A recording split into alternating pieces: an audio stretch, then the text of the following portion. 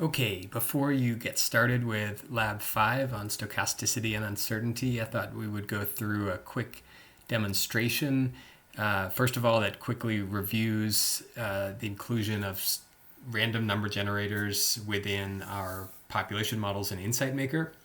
And then I want to show you just a little bit about estimating the minimum viable population size for a stochastic model. So we'll start off with this basic exponential growth model that has explicit birth rate and death rate. These are all deterministic, so the birth rate set at 0.3 here and the death rate set at 0.2. This total births is just simply the population times the birth rate, and the total deaths is just the population times the death rate. So this is just the basic exponential growth model that we have seen many times before. So the first thing I want to do is just incorporate demographic stochasticity. Now, pretty much every population is subject to some kind of demographic stochasticity. This is just an inherent trait of populations. We can't predict the total births and we can't predict the total deaths. And so we include these stochastic components. For births, we include a Poisson random number generator, which we can just incorporate here by calling this the mean expected number of births, lambda, and then including a random number generator here, the Poisson random number generator. And we will, actually, let's just call this expected births. And then we can just include that here. Expected births. All right, so now we have a random number generator that gives us a good approximation of the kind of uncertainty we might expect in birth rates just due to random chance. Let's apply that. And let's do with deaths. Total deaths is going to be now a binomial random number generator instead of this deterministic equation, population times death rate.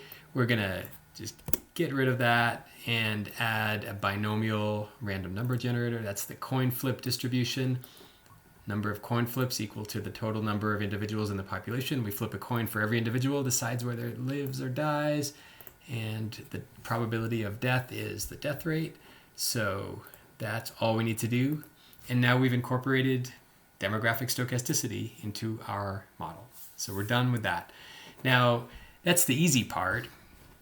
And I will just as a quick aside, as you're putting your final models together, your PVA models, pretty much all of you will include some kind of demographic stochasticity in your models. It's just not realistic to not include it.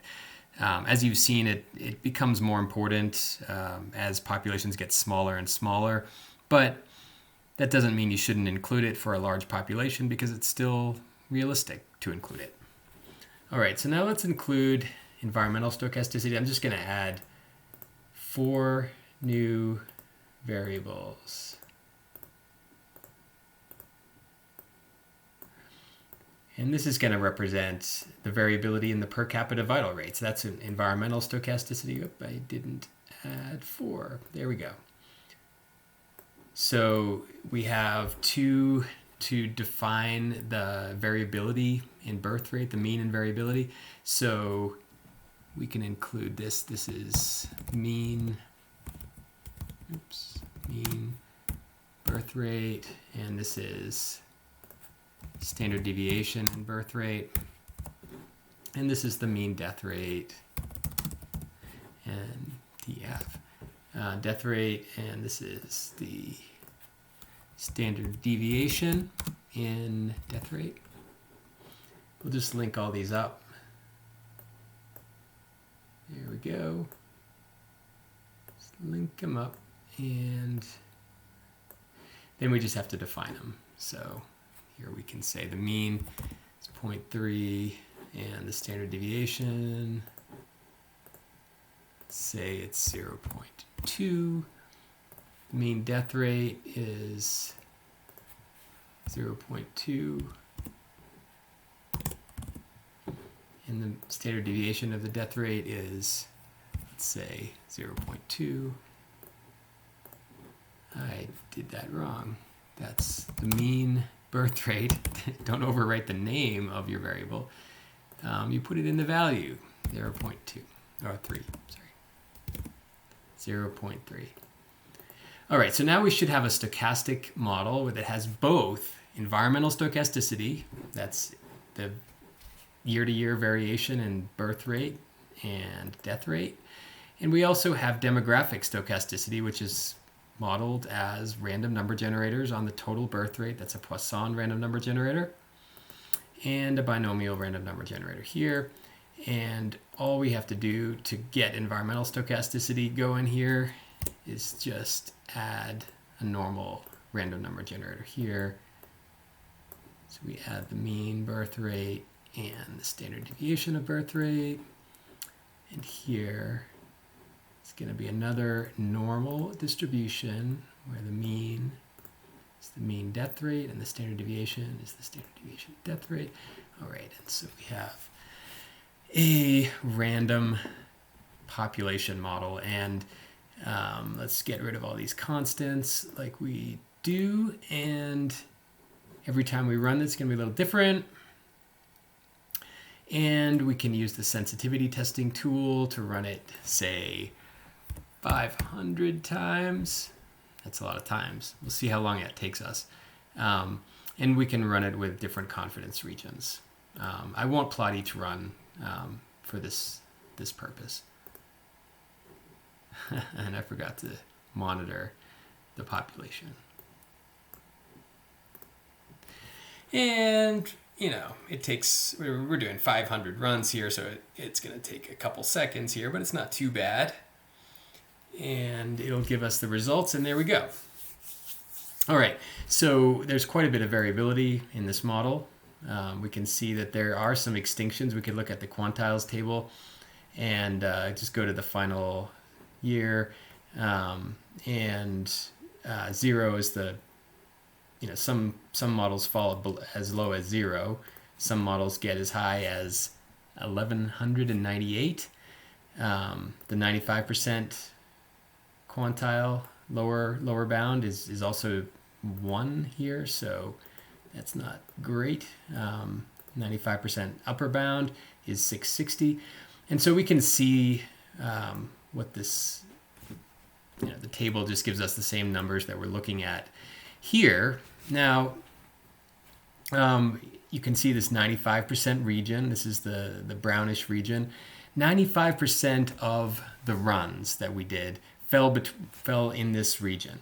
So that is, you know, maybe, you know, approximately 5% fell in this region here, because 95% fell within this whole region defined by the brown area.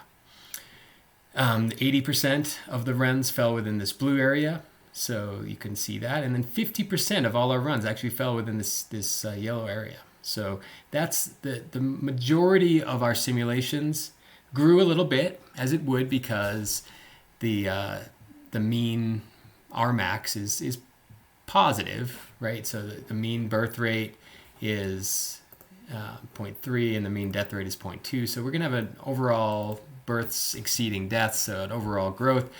But as you see, there's some extinctions. So how do we determine the minimum viable population size for this population? Well, the easiest way to do it is to look at the quantiles here and try to find that range where the 95%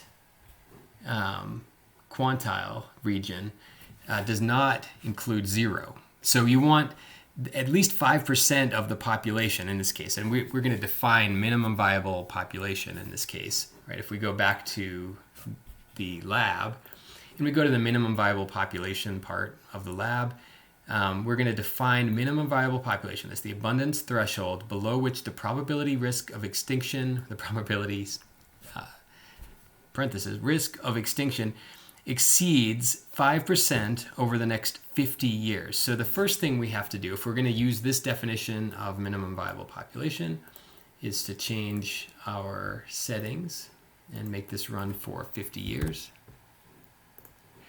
And then we want to make sure that that 95% quantile region does not include 0 or 1, because 1 is essentially extinct as well, I would say. So let's try to make sure that the population's big enough that the risk of extinction over that 50-year period is less than 5%. And so let's do that again. This time we can run the sensitivity testing tool, run it 500 times. And again, it takes a minute. But we know that the minimum viable population is going to have to be higher than we currently set it. We currently set it at 20. And wow, we got some run that really went up. And so if we look at the quantiles table, we see, we go to the very end, and the 95% quantile here region includes 0. At year 50, that 95% region includes 0. So 0 to 10,483. So we know we have to get a bigger population size. So let's put a value slider on the population size, and let's go from, make that, well, we can make it 100, but we'll make the slider step 1. All right. So now we have this slider. So let's make it up to 50 and see how we do there. We'll rerun the sensitivity testing tool. I should probably have done it using only 100 replicates for this demonstration because it is slow. So sorry about that. But let's see if we look at the 95% quantile region, what we see at 50 years. Well, looks like we have the very lower bound of that 95% region. That is this region here, which we can barely see in brown. That region here, actually the lower bound of that is 3, right here, right? So that population is defined as viable under our definition that over 50 years, the risk of extinction is less than 5%. It is here. It's less than 5% because, that 95% region, the lowest bound of it is 3. So therefore, at least 95% of our simulation runs did not go extinct. And that's what we're asking. So what we'd have to do to find the minimum viable population is find something between 20 and 50 that gives us the minimum population size that still meets our definition of viable. Because 50 met it, but we can probably go a little bit lower. So let's say we go to 40 and run it one more time. And I'm going to just run 100. You should run more, but just for the purpose of this demonstration, I'll just run 100, so it'll run really fast. And we can look at it. So again, here's the 95% region. Let's look at the lower bound of that region.